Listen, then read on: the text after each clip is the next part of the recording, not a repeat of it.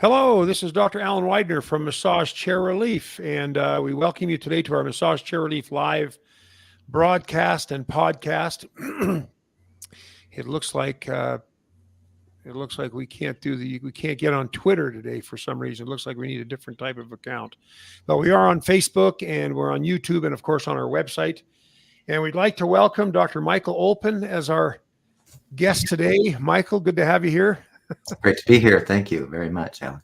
We were able to get everything working just right on the hour. So I'm glad to have you here. Let me read the bio to you so people can be a little more familiar with you. Dr. Olpin is an expert in stress management and wellness. He is a professor of health promotion at Weber State University and the founder of the Stress Relief Center. And I've mentioned the Stress Relief Center in some of my broadcasts in the past. At the university, he teaches courses on stress management, mind and body wellness, and with his most recent class focusing on meditation and mindfulness. He's also the author of several influential books, including Stress Management for Life, which is being used as a college textbook at universities across the U.S. and Canada. And his best-selling book, Unwind, 7 Principles for a Stress-Free Life. And Michael has been focused on stress relief since and I don't know, Michael, how far back your emphasis on stress goes. I know you're a PhD, and I know that you run the Stress Relief Clinic, and I know you write books on stress. When did you start with this interest in stress management? Probably early 90s. I learned how to meditate in 1988 to help with some emotional things, some stress-related things. And that must have been when you started having kids.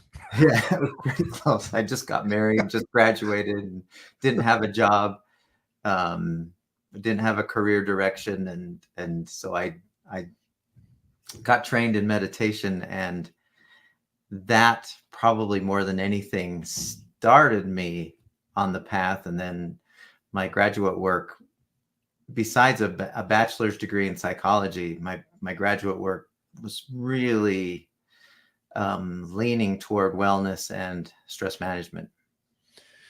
Well, now you've written a number of books. What were the key takeaways from your books? What are the main insights of those books? Well, the thing that I have realized in being in this field for as long as I have is most of the people who try to deal with stress do one of two things. They focus on either the prevention of stress or the reduction of stress. And it occurred to me, and my classes and the books really focus on both of those. You have to have the ability to turn off stress. People who are in chronic stress, really bad things happen health-wise. But there also is a preventive side, which very few people really focus on. Our stress, most people have the belief that stress happens to us, right? That things happen and by their nature, we become stressed. But if that were the case, then everybody who went public speaking would be stressed by public speaking. But there's some people who don't get stressed by public speaking. And I say public speaking because that's always the number one most feared thing in the world, or at least in the United States. There's some people who don't get stressed when they public speak, which tells me it's got to be something going on here rather than the event itself or the circumstances. And so it has to do with our thinking. And if we can adjust and figure out how to prevent that stressful thought before it turns into a stress state, the fight or flight response, then we win on that side. But we also need to have the ability to turn it off when we forget about that part. Well, the thing I like about your approach to stress isn't simply, hey, this is a way to, here's some music to listen to on an app to help you relax to go to bed. like your approach to stress is very comprehensive. Avoiding stress, managing stress. It's a very comprehensive approach. Now, you have this stress relief center at Weber State, um, and how has that? Well, maybe how was that born, and how has that helped you with regards to your approach to stress? Like, has it changed your, Yeah. by having this center, has it changed your view of stress? Has it changed your approach to stress? It's a good question. We started it here at Weber State. I was asked when we rebuilt our building if the chair of our department asked me if I wanted to have anything, because he knew of my interest in stress. And I thought, I'd like to have a place where people can come and relax. There's not very many of those around the country, but there were 2 or 3 at the time. And I said, I'd like to have a place like that where people can come and just for 20 minutes, a half hour, 10 minutes, just unwind. And that was about 2007. And so through the years, we've just been adding and subtracting different things that we thought might help for stress reduction, turning off stress. Right. Certainly not. It's, it has a feeling like, okay, it might just work for a little bit of time. Somebody goes in and sits in a massage chair for 20 minutes. And then, yeah, there's a definite reduction in stress. We've measured those things, but it may not be permanent. But my thinking is, and we've played with a lot of different tools and some worked really well, others not so much. But we found that when we do participate in, say, sitting in a massage chair or sitting in a really comfy chair and listening to a guided relaxation, we found that measurably people reduce their resting heart rate. They do reduce their blood pressure. They do reduce perceived levels of pain and stress. And what that told me, and then when people would continually come back, that told me that the more we can anchor ourselves in relaxation, the more that becomes our normal, as opposed to a chronically stressed state. So it's kind of like weightlifting or sleeping. You can't just do it once and call it good. You have to eat tomorrow, and you have to eat the next day, and you have to eat the next day, or you have to work out daily. In my thinking, similarly, you need to immerse yourself in something that is really relaxing over and over and over, so that your body returns to that normal state of not fight or flight. We call it parasympathetic nervous system activity, as opposed to chronically being in a stressed state. That was probably, for what we do in there, the most interesting thing that I've kind of gleaned through the years, that you got to do it over and over again. And that seems obvious, but people kind of think, okay, I'm just stressed and nothing I can do about it. Well, there really is. And it's not a silver bullet. I mean, you just, like you say, you can't sit in a chair once or listen to some calming music once. It's right. I don't know. And of course, everybody experiences stress to some degree. How they manifest it is different. Like I'm a more, I don't know what the term is. I'm a little bit more hyper about things that really upset me. And, it affects my sleep. Sometimes it affects my mood. And then there's others, like I'm looking at you, you're just such a laid back guy. You and I are at opposite ends of the spectrum, but we both, as you mentioned earlier, we both need some stress relief at times. Yeah. And your work is very mindful of that for everybody. one of the things that impressed me when I first met you was uh, you had mentioned that you had, and this is what I like about what you did, because you're a PhD, research is in your blood and in your education, but you would measure those metrics, the pain, Mm-hmm. stress, blood pressure, and heart rate. You did that just because that's what you do as a researcher. Yeah. And when you told me, I think you told me at the time you had like 4,000 people that had been through your stress clinic, and you had measured these things. And I was so impressed with that, that you had done that, just because I don't even know what your end game was at the time, but it turns out that it was brilliant, a brilliant proactive measure to deal with stress, or at least to understand more about stress. Has it changed over the years? Has that changed the way that you run things at the stress clinic, or modalities that you now use or don't use that you used to use? Has it changed that at all, or do you still continue to add therapies and just have them all available? Yeah, there's a lot of answers to that question. We have, so initially I thought, well, we did a study initially that wasn't associated with the Stress Relief Center, where we we took people's saliva and we took people's blood, and you can measure stress levels by the cortisol present in their blood. And I didn't, and so what we did was we would have somebody, we'd have them spit and take their blood, spit in a vial, take their blood, measure, and then we'd have them do a relaxation exercise, a guided relaxation, one that I created. This one was called autogenics, I believe. And they would sit for 20 minutes listening to this guided relaxation, or the control group was they would just read for 20 minutes. But they would do the pre-assessment, and then we'd assess them afterwards, right? For blood cortisol and spit salivary cortisol levels. And we found that there was a significant difference between those groups.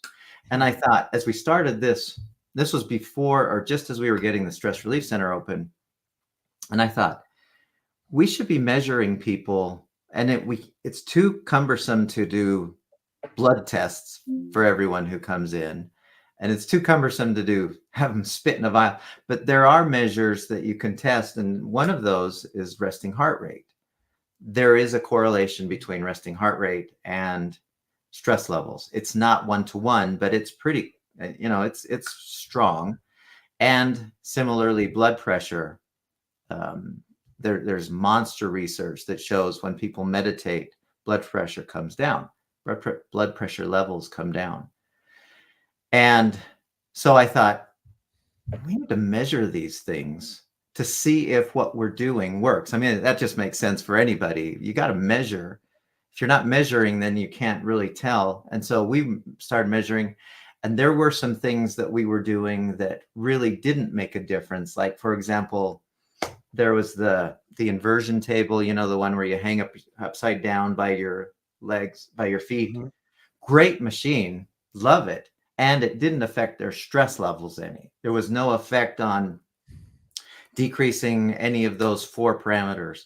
And so as interesting, as fun as that was to have that in there, we kind of, because of lack of space, we replaced that with another massage chair.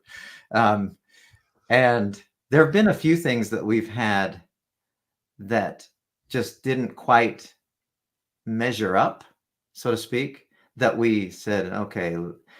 And the things that we have tested that do work, we've gotten more of those. And like you're well aware, because you're the source of our purchase, the massage chairs by far have been the most popular tools that we have in our Stress Relief Center, and they are also very effective.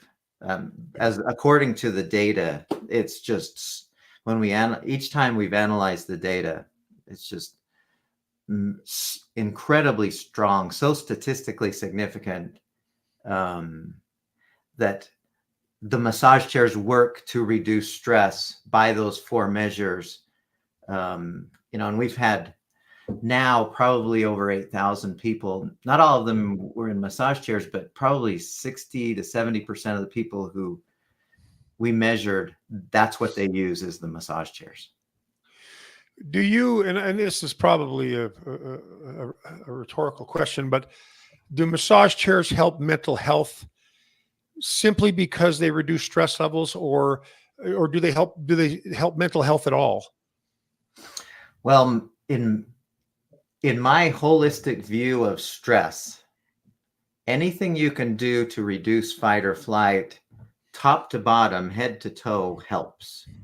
So if you're talking about mental health, if you're just saying, okay, so when somebody's in fight or flight response, mental health goes crazy. They're in, they just want to bolt out of there or beat the tar out of somebody. And so when you reduce stress levels, the mind naturally calms itself. It goes back to, a rest and repair mode. And so along with, everything else, the immune system rebalances. I mean, every system in the body returns back to normal when you are in a relaxed state, including the hormones, the mental chemistry that is either balanced or not. It puts it back in balance when you're relaxed. So I would say 100% it helps for mental and emotional well-being.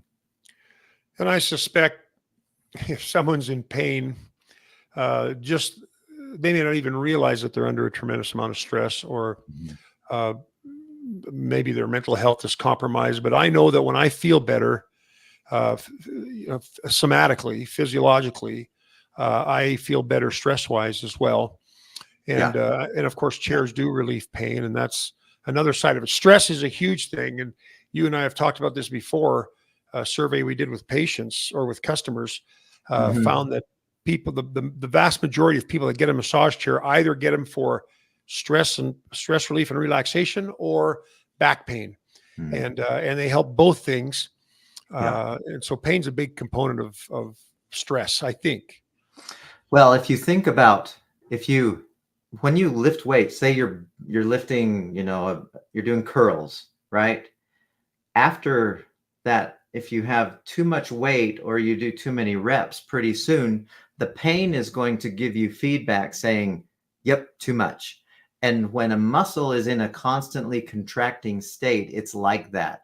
And the feedback that it gives your body is pain. That's the feedback saying, I'm in a tense state. I shouldn't be, so I'm going to let you know by having pain. And that's why massage chairs work so well, is because they work those muscles that are in a contracting state to relax them. And the side effect is no pain. The pain just goes away. The effect is, the cause is the muscle has been able to relax, go back to how it's normally. And the result is, the side effect is disappearance of that pain, that signal. Right. Yeah. You had, I had mentioned in the beginning that, stress management is not just listening to a CD or an app with some soothing music, or someone telling a story in a soft voice. What are some other misconceptions of, misconceptions of what's, misconceptions that correlate stress with wellness or health, or just management of stress? Well, one of the obvious ones is that stress can't be managed. And there's a lot of people who just think, I've tried so many things, which they haven't really tried the right things, but they've tried things and nothing seems to work. As an example, so I'll give you one example. One of the things that I created a set of these guided relaxation exercises. And we made one set of about 15, or so I forgot how many there were, that were for just daytime recharging. And then we made another set that is for nighttime falling asleep. And everybody in my stress management class uses, and I have about 130 people in the class per semester. It's an online class, so I get a lot of students. And just about every single one, with very few exceptions, by the end of the semester, so they're forced to use these guided relaxation exercises. By the end of the semester, we've fixed just about every sleeping problem. People, Really? yeah, they stop having, it stops taking them, it doesn't take an hour and a half to fall asleep. I mean, when they listen to it, and yeah, it is nice music and somebody nice, with a nice voice talking to them, my voice. But the thing is, what they learn is how to not think about all the things that were keeping them awake. Yeah. Right? When somebody is thinking about all the things they have to do tomorrow and all the things they did or didn't do today, their body's getting the message from their mind, I should be doing something, not lying here falling asleep. And so what we do is we reset that signal that goes from the mind to the body of something that's happening here and now, whether it's in my imagination or just focusing on my body, that is not thinking about doing stuff tomorrow or what I did or didn't do today. And the body in that state knows, okay, when I'm lying down and I'm here and now, oh, it must be time to sleep, because that's what I did when I was 3. Yeah. When I fell asleep. So that's one major misconception, is you can do something about it. And I've worked with, I don't know, we were doing the math. I think we worked with over 10,000 people through the years. And over again, people will say, when I do what you tell me to do, I feel a lot better, and things changed that I didn't think could change. And that's one thing. And another thing that really is quite contrary to what most people believe is that you can prevent stress. People say, oh no, everything's stressful and there's nothing I can do about it. But even being in situations that are seemingly stressful, you still have a choice in the matter. And it's just a matter of building up that muscle of, how do I think in this situation that doesn't sound like I'm telling my body there's a bear right there, kind of thing. Yeah. So that's a couple things that come to mind. I've struggled, especially as I've gotten older, and as you know, sometimes youth and being young is helpful maybe in preventing stress, because we don't realize we're going through stress, or we don't care about certain things as much as we do when we get older. Yeah. But now I worry about, before I worried about kids. Now I worry about grandkids, Yes. and I worry about my business. When things are slow, I worry about relationships I have. If I've upset someone or whatever, and I genuinely struggle. Like, one of the worst things is, and at my age, of course, I'm going to get up and go pee at about 5 or 6 in the morning, Right. and then while I'm going to the bathroom, I'm thinking to myself, "Oh, please let me go back to sleep. Please let me go back to sleep when I go back to bed." And then sometimes the mind just gets going, and I can't stop it, or I don't say, I shouldn't say I can't stop it. I don't have the tools to stop it. Yeah. And it's so frustrating. And I just want to be in bed. I just want to be here and sleep. But I can't even enjoy that because I'm so stressed out. But obviously you've tapped into a lot of things that can help people deal with that. Obviously, if you have 100, what was your percentage of success rate? Was it 100% with that 130 student class? For sleep, yeah. And I've had a couple usually about 2 or 3 will say, yeah, nothing really hit the mark for me of the 15 or so that I tried, but it's very rare. I mean, almost everyone will say, because I ask them at the end, how do things change with your sleep? So they tell me right out, unless they're lying to me, but there's so many people who say the same thing. Yeah, it fixes it. Um, yeah, I mean, so it's interesting as you're talking, there are tools, there are things that you can do. We have a part of the whole prevention focus is this concept of being mindful. And people, when they hear that, they go, oh yeah, that's just more meditation stuff. But really, mindfulness is just, so here's the idea. Your mind can only consciously focus on one thing at a time. That's you can have a lot of peripheral thoughts, but you can only dial in directly to one thing at a time. So whatever you're thinking about, your body is listening, saying, okay, is there a bear in that sentence that you're saying, your self-talk? And so with mindfulness, what we do is we teach people that here and now, one is safe. There's no bear in our current environment. We don't have any bears now. I mean, really, we might think that things feel like bears, but there really aren't any bears in our current environment. We have a pretty safe, comfortable environment that we've set up for ourselves. And two, if here and now is a safe place and I focus on something that is here and now, then my body will go, oh, okay, I don't have to turn on the stress response. And the mind goes, if I'm only thinking about something that is safe, then I will settle down as well. And so one of the things, and this, we spend like half a semester in 2 different classes on this idea. It's so powerful. But just to give you a taste, one of the things that we know about you and me is our senses are always in the present. Our senses can never sense something future and past, right?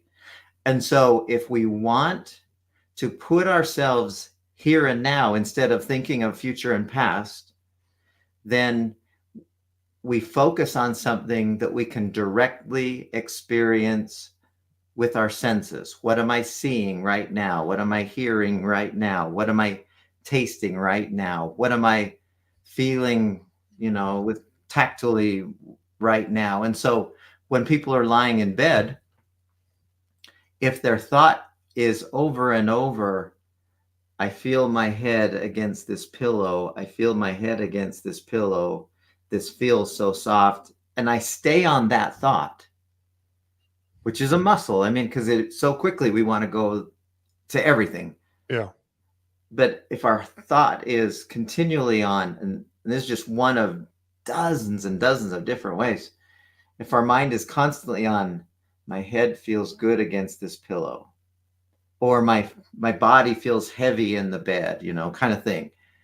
And we just keep saying that over and over, your body will go, oh, well, when I've been trained since I was 0, that when my head's against the pillow, then it must be time to sleep.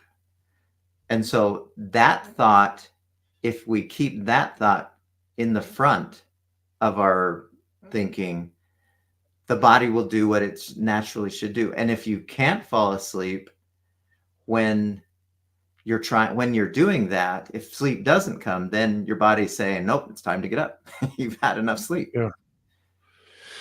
Do you think, I know a lot of people do affirmations, and I think those affirmations are designed and implemented to help us achieve certain things in our lives, certain goals or certain whatever end goals. But can that also serve a purpose in that way? Can just by repeating a saying or repeating a quote or repeating something, that I assume that could do the same thing, right? Yeah, that leads to to a long conversation about how the conscious and the subconscious mind work together. The idea is the conscious mind is the director and the subconscious mind is the engine. And the engine will do whatever the director tells it. It doesn't matter. It doesn't question the let's say a direct or the what do you call the person driving a ship? The The the captain. captain of the ship, yeah. And so the captain just says, "Okay, we have to turn left because there's an iceberg there." The subconscious mind just goes is the subconscious mind's job is to do whatever it is told, as long as that which it is told is consciously believed. And so we consciously say to ourselves, like I have this just as an example, because I've been using affirmations for, I don't know, 40 years. And I have one affirmation just as an example that says, I'm the healthiest person I know. And I say that over and over. It doesn't matter if it's true or not, because there's probably lots of people more healthy than me. But I say that affirmation in a convincing way to myself. I'm the healthiest person I know. It just hit me one day. That's one that I really resonated with because I realized if I don't have my health, nothing else matters. So that's kind of important. So I would say that, and I just every day, at night before I fall asleep or in the morning when I wake up, I just quickly glance at and that's one of them. And the thing that I have found is, and maybe I'm just an anomaly, but I haven't been sick in 15 years once where I couldn't function. I get the occasional sniffles, but I've never, even through COVID, and I was around people with COVID all the time. I never got COVID. I never got it. I never catch the cold. I never get the flu. I never do flu shots. I don't know if I should say that or not, but, and I keep continuing to be healthy. Now, you could say, well, that's a nice coincidence, but I don't think so. I just decided that's something that is important to me 30 years ago. And I just use that as an affirmation amongst the several that I use every day. And if I say it with conviction, subconscious mind just keeps bringing that reality into my physiology. Huh. Well, yeah, I wonder if I don't know. I wonder if these affirmations can create a help. If it creates. Well, I don't know. I think the power of our words and the power of our thoughts is on full display with those things. Mm-hmm. And you heard that saying: if you say you can and you say you can't, you're right. Either way, And no. and I do, yeah, and I do believe that, but I don't think I implement it in my life like I should, except when things are going tough. When things are going tough, that I start thinking about little phrases or affirmations that I need to use. But Yeah. by then it's too late. I'm already stressed out, and I'm dealing with a problem that is keeping me awake at night. Yeah. Point, it might be a little bit too late for that to happen, but uh, but I I'm think wondering. you can, for example, like if you can, like in any situation, like say you're getting ready to speak in front of a group of people, and I use that over and over just because it's the most stressful thing apparently for people, according to surveys. And if your self-talk, if your affirmation is, I can handle this, even if you're really nervous, if you're saying to yourself, I can handle this versus I can't handle this, your body's going to hear either one and it will respond. If it's I can handle this, then the physiology for handling something stays in rest and repair. If the affirmation is I can't handle this, I can't, and you hear people say I can't do this and I can't do that, and they kind of talk themselves into not being able to do that. It's the whole subconscious mind is the engine that follows whatever it's being told thing. Yeah. And so when we say, I can't handle, I'm speaking in front of people and I'm nervous, right? And the subconscious mind goes, you asked for it. I'll make nervous. And so I think it can be done preventatively as well as reducing I don't know if that's a word either, but you can use it to prevent a problem or to get yourself out of the problematic emotional state. Yeah. Well, yeah, I remember my wife. We went on a little trip to I think it was Spokane, over Coeur d'Alene over there, and they were all determined to do a zip line thing. And I'm Right. scared to death of zip lines, scared to death of it. And so we got this zip line program. There was 11 zip lines on this Oh, trip, and part of the same core on this course. successive zip lines. Yeah. And Yeah. I was just nervous, and my wife kept saying, "Oh, you can do this. You can do that. You can do this." And I remember telling myself, I can do this. I can do this. I can do this. Well, I screamed, and it was horrible. All 11. It didn't get easier.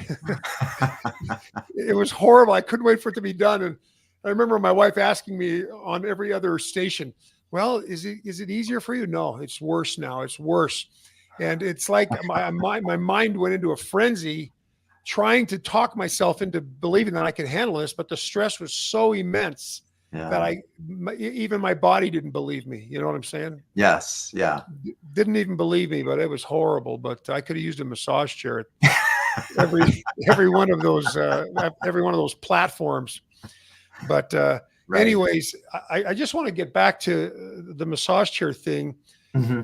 You and I've mentioned this in my broadcasts before, my biweekly massage chair industry update, that you are the only published author of massage chair studies, and I'd like to talk a little bit about that because Sure.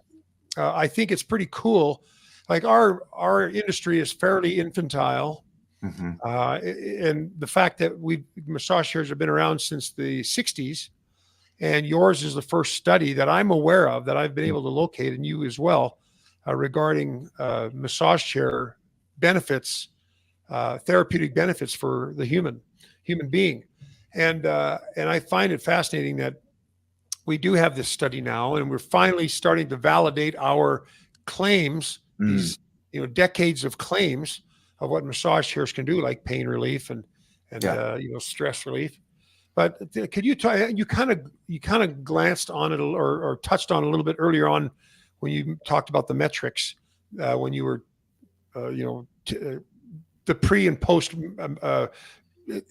therapy metrics like the heart rate and that.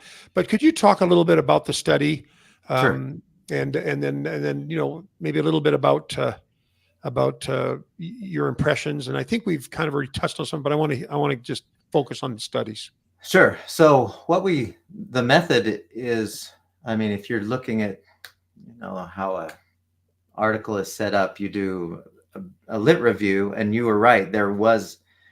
We found 0 studies. We confirmed what you were thinking. There were 0 studies on massage chairs, plenty on massage. And so we set it up so that the method was somebody comes in and we immediately, or when they're ready, I guess, we assess them for stress levels, pain levels on a scale from 1 to 10, and then resting heart rate and resting blood pressure. And then they would do whatever it is they do. And like I said, 80-90% of the people at some point in their visit with the stress relief center would spend time in a massage chair. And then after they're done doing whatever it is they do, and it usually, the average time, we measured how long, of the several thousand, I'm trying to remember, we actually had 2 published articles, and one we used was one population, the other was a bigger population. Both were like either 3,500 or 8,000. I mean, it was a lot of people. Yeah. Unbelievable. And when they were done, we'd assess them again with those same 4: heart rate, blood pressure, pain, and our perceived pain and perceived stress levels.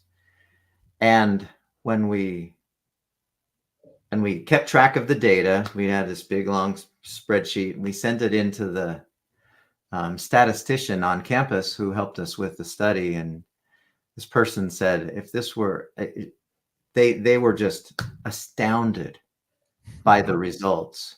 Her comment to us was, if this modality that you use to reduce stress were a pill, it would be the best-selling, most popular drug available that there is, because of how powerful it is. And so we did get it the results showed that, and it didn't matter male or female, it didn't matter age, it didn't matter.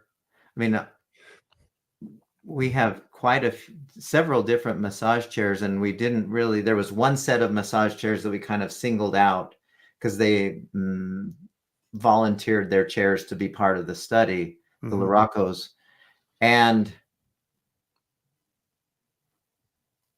But when people were done, the massage chairs themselves stood out for how much they were used to be the strongest of the modalities that we have. Yeah. And which is why we have never, we keep replacing and adding more of those and getting rid of others. And one of the reasons why I really like the concept of a massage chair is you don't have to do anything. With meditation, it's kind of a work. It's kind of, or trying to focus on being mindful. It's okay, I've got to focus. But with a massage chair, you just sit there and let the chair do its work. And that's a nice bonus. But it was really, it's been well received. It's kind of cool to have evidence for something that we all intuitively know, but to see the results in measurable. And there's some people say, well, you didn't have a control group. And that is true. We didn't have somebody sitting side by side, the person getting a massage chair, and then test them pre and post. But the numbers were so astronomically big that it kind of covers for that. Yeah. In a statistically safe sort of way. Now, I know that study was primarily on students at the university, but was it also on older staff members or other teachers or whatever? And was there any difference? And I don't know if you measured it that specifically, but was there any difference in the physiological benefits to when I say elderly, I mean older adults versus student adults? Yeah, good question. I don't remember the percentages, but we did have a fairly high, not in comparison to not as high nearly as the students, but we have students, faculty, staff, and community members all were welcome. If they can get into our building, then they're welcome to come into our place. And so, and I would say probably, and so the faculty and staff and community members would all be, 25 and up probably. Yeah. The average age at Weber State, interestingly, is 26. So it's older by its nature. And we did look at different age groups, found no difference whatsoever. It was the same effect. And because actually we don't have on our, I have to go back and correct that. We do not ask the person's age on the survey, but we do ask if they're faculty, staff, and we did compare those to students, and there wasn't any difference. Yeah. one way or the other. Well, that's a good thing. Mm-hmm. Now, we've got a question from Chris. He says, "What massage chairs do you have in your facility? The brands, and which one, if there is one, is used the most and liked the most?" That's kind of a tough question to ask or answer because the chairs are older, and I know you have some chairs that they're not even in. They've been discontinued, I believe. But what do you remember the brands? So Laraco obviously is one. we have two of the Laracos. We have the last one that you sent me. What was that? Do you remember what that one was? It was the one that is a little bit smaller than the Laracos. I don't remember what it was. That's okay. And then we bought two of those that have the L track, and I Yeah, don't remember the name, the brand for those either. And those, besides those five, we just have two others that are older. yeah. And I apologize. I don't Well, know that's the a name. tough question to answer. I mean, there's people that have bought chairs, just one in their home, and they can't even remember what model it is. So Yeah, that I get that. That's okay. But I do know that you had the Laracos, and they were the old ones that didn't have the L track. They were what we call the iRobotics 7, right. and that didn't have the L track. So Laraco has new chairs now that have L tracks. But Mhm. anyways, I know that you had various brands. I think at some point you had an Osaki Mhm. chair. I think you even had a human touch chair. I can't remember exactly, but or an infinity chair, I think as well. But I Yeah, don't know. the most popular ones was the forever the Laracos was the most popular, and I think we did replace. We got an i9, which I think has the L track Yeah, in it. that does have the L track. And then I don't remember the newest one that we bought from you, besides the Laracos. That's the other favorite. Yeah. It's got, maybe you know it. It's got a program in there called Royal Treatment. Oh, that's I think that's the Daiwa chair, Yeah, that one's Daiwa hybrid. so That's an L popular. track. Yeah. That one is very popular. Interestingly, one of the staff, I told her about it, and now she tells everybody about that particular chair, and they always come in as, all right, I'm here for the Royal Treatment. The well, yeah, I think that's a Daiwa model, and I think that one and the Laraco 9 are both split tracks, and Mhm. that is kind of the latest greatest technology in massage chairs. So Is that you right? do have. I didn't realize the chairs you have were, but I don't know. I just get the ones you recommend for me. Yeah, Whatever yeah, you say. and I can't even remember which ones I recommend for heaven's sakes. Yes, Chris, the i9 is a split track, as is the Daiwa Supreme Hybrid. Those are both split track chairs. So yeah, they yeah, they're good chairs. You got some good chairs in there, Mike. But anyways, the chairs. The reason I asked about the age is because typically older folks, present company included, we have more problems with pain, right? I mean, we've got arthritis and we've got back pain and headaches, and most of the younger kids uh, don't have all that stuff because they haven't abused their bodies as long as we have. Right. And so I was wondering if the pain levels were less, or if they served more on the elderly, or when I say elderly, I don't. Yeah, I I'm know not, what you mean. we envision this 80-year-old person who can barely get in a chair, but an older adult versus a younger adult. And I know you probably didn't measure that stuff because that's a whole different study, I suspect. But yeah, I was curious to know if there was any kind of uh, I don't Yeah, know. we didn't Correlation. account for age, but we did, and we didn't. I don't think we looked at. Uh, we just looked at the differences. We didn't look at differences pre and post. We didn't look at differences between groups. Yeah. So we really didn't. We could pull that out pretty easily. That's a great. It never occurred to me that we should compare those groups to see if they were different at the beginning or at the end. Yeah. I Well, you were doing it. You were measuring the perceived pain, but and I'm sure there's probably some way to well, if you're not taking the age, I guess it's hard to sequester the older versus the younger. I don't know, but anyways, every time we talk, it seems like there's another idea for another study. yes. Like that cortisol thing really interests me because perceived pain and perceived stress is exactly that. It's perceived, it's Yeah, subjective.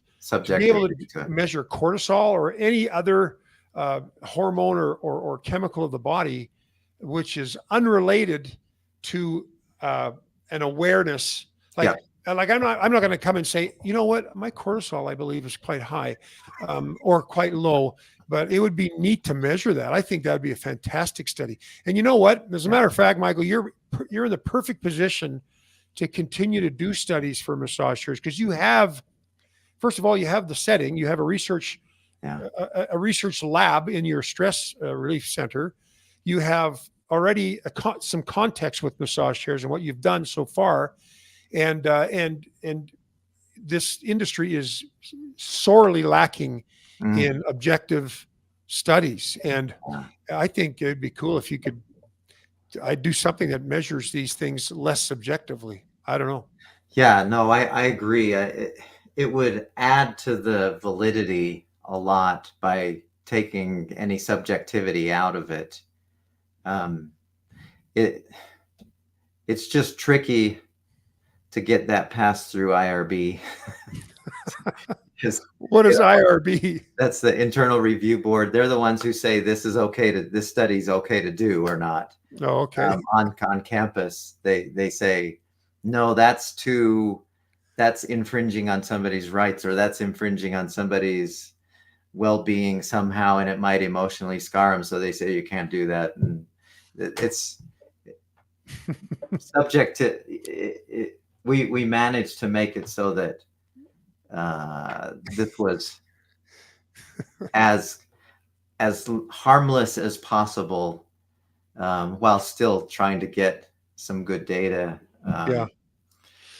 Well, I guess you are limited, and I suppose any research facility is limited by some, principles or rules and regulations. But there's probably some other things that you could do that would be pretty cool, and that would also continue to validate the massage chair industry, because most of these stories are anecdotal, right? I mean, oh yeah, I had terrible back pain or sciatica or headaches, and the chair got rid of it. Well, are you an anomaly? Are you the only person that's ever had that happen to you, or is that a statistic? Would a research project prove that statistically significant to have, that sort of response, somatic response? So I think it's a pretty wide open field, but I know you're a pretty busy guy, and maybe you don't have time for all that stuff. But reminds me. What we might do is I've had 2 students who have done their master's thesis using the Stress Relief Center data. And so down the road, that might be another avenue to play with. I'll keep that in mind, because I get to be on people's master's degree committees. We don't have any PhDs in our school, but that might be something. That's an interesting idea. Well, you could use our showroom. I mean, we got no rules there. You can do whatever you bloody well please. That's a good idea too. just don't break the windows and don't take the chairs with you when you're done. I wanted to just mention one other thing. We have integrated a program in our business where we provide access to your software, your Relax software. So people can use that as a way to manage stress while they're in their massage chair. And could you maybe just talk a little bit about that and what that entails? Well, if this is the place for that, the relaxation exercises we know work. And I mean, there's, having so many thousands and thousands of people use them successfully, we know that the relaxation exercises work to reduce stress. The thinking is you stack them. You stack the more things you can do simultaneously to turn off the stress response, the better off you are, I think. And so if you can, it's kind of like lifting weights and doing a high intensity interval training at the same time, you get the best of two different worlds.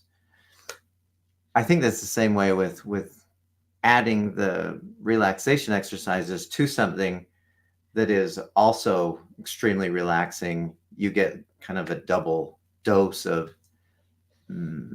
real parasympathetic activity, real stress reduction. Yeah. Well, Robert just posted I don't know if everybody can see that. Can everybody see the comments or whatever? I can't see. I don't know if people can read that, but I'm not exactly sure how to show that. But your course is mcr.relaxcourse.com. That's the link that my customers use to access that software. But we actually provide that with the first year subscription for that software, and we provide that to a select group of customers who purchase shares from us. So, anyways, stress reduction is a big deal for us, and so obviously your whole career has been revolves around it, and we feel that there's a lot more that can be done. But just before we close, I just want to mention there's one, and I don't know if this is a joke or not, but they said, how about a study of great Tibetan meditation masters in massage chairs? That's really stacking it. That's really stacking it, man. It'd be like, it would, I don't know. I think that would be a hoot. That'd be hilarious. That would be fun. I assume that's going to be that I don't know if that was a serious one or if that's a joke, but anyways, that same customer mentioned that he has a chair and he needs to repair it. So just reach out to me, go to our contact us form on our website, and we can, we've got our lifetime labor warranty. We can certainly help you get that chair fixed. And he's serious. He says, I'm serious. It would be cool to have in your showroom a bunch of Tibetan monks, in their garb, in the massage chairs. I think that's a great visual. Well, we got to find the Tibetan meditation masters. Yeah, that's true. We got to find them, and I don't know if we've got them here in Utah. We might have to find them somewhere else. But it's there. I mean, we're kind of giggling about it, but there are probably endless studies that could be done with massage chairs, endless. And and someone needs to tap into that. So maybe work with your master students. Maybe maybe they can start getting some stuff going. Anyways, he says they see the link. They can see the link. Anyways, if you want, anyways, just reach out to me about fixing your chair and we'll get you set up. So we'll take good care of you. Well, Michael, any closing comments? I mean, I don't know where you're headed with all of your stress relief research and your stress relief center and your studies and your classes, but it seems like you're leaving somewhat of a legacy in this particular topic. What is your end game? Well, we've been working pretty hard the last couple of years trying to develop kind of a stress management program off campus, so for everybody else in the world. And my website has access to, I videotaped all of my classes, and we've developed audio, video, workbooks. I mean, a whole slew of different things that have come from my classroom work. I teach the 2 classes. I teach 3 different classes, and we've kind of combined them into. And one of the things that's really cool is we've created what we call the course is called Release, and it's been approved for nurses as continuing education credit for up to 15 credit hours. Wow. And we have a non-nurses version that's for everybody else. And it's just a foundational course that is the combination of stress reduction, stress prevention, mindfulness. It really is understanding how stress really works. We're working really hard to make it so that what we do in the classroom is available for everybody else. And so my website, stressmanagementplace.com, is kind of the central place for all of that content. At least it's the starting place for it. And you've got so much content. I've kind of been privy to some of it, and it's just copious amounts of courses and of course books and texts and online resources. It's quite impressive, man. You've done quite a great work. It's unbelievable, actually. Well, I'm an old guy, so I've been around a long time. Yeah, but you're you're healthier than me, that's for sure. You are the healthiest guy you know. That I know, yeah. I know 5 people, so. Well, it's been wonderful visiting with you, and I appreciate our friendship through the years and how all this has kind of morphed into what we're doing today. But thank you for your insights, for the work you're doing, and for our industry. I don't know if people in our industry appreciate the fact that you have done this for us. And our focus for most of us is sell, sell, sell. Yeah. And now you're backing up what we're selling with hard data. And I find that to be extremely refreshing. And it's refreshing because you're legitimizing massage chairs as a therapy. That's what you're doing with your research studies. So we appreciate that very, very much. And hopefully that'll become, you'll become a little bit more recognized with this particular industry of ours. But well, it's a fun field to be in, because nothing makes me happier, and you probably feel the same way. Nothing makes me happier than to have somebody feel a lot better. Yeah. And if I can do that in whatever way, and massage chairs are just one of those best ways that I know of for making somebody feel better. Because right now, a lot of people don't feel very good. Yeah. And we need to help them out. Well, and so massage chairs used to be bought. When I first got in this business 20 years ago, massage chairs were used for pain relief. We did not have people coming in looking for stress relief, but it has morphed into that. And as I mentioned at the beginning, our customer surveys show that people are buying chairs for the purpose of pain and or for stress relief and relaxation, every bit as much as they are for pain relief. So it is certainly changed. Things are changing. Yeah. And I guess we can blame that on social media. I don't know who you blame that on, but somebody. But anyways, thank you so much, Dr. Olpin. I appreciate you being here. It's wonderful. Oh, and Chris just asked, can he give you a link to the study? Chris, if you go to my website and go to the blog and type in Olpin, it'll bring up my summary of his studies. And I basically encapsulated the essence of the studies and what they do. And that'll give you that also gives you a link to the actual studies themselves. So just type in Olpin, Olpin, and that'll bring up my article on it. But thanks, Michael. Look forward to seeing you again sometime. My pleasure. I'm sure we'll be talking again soon, but thank you so much for being here. Thank you so much, Alan. Great to see you. Take care. Bye.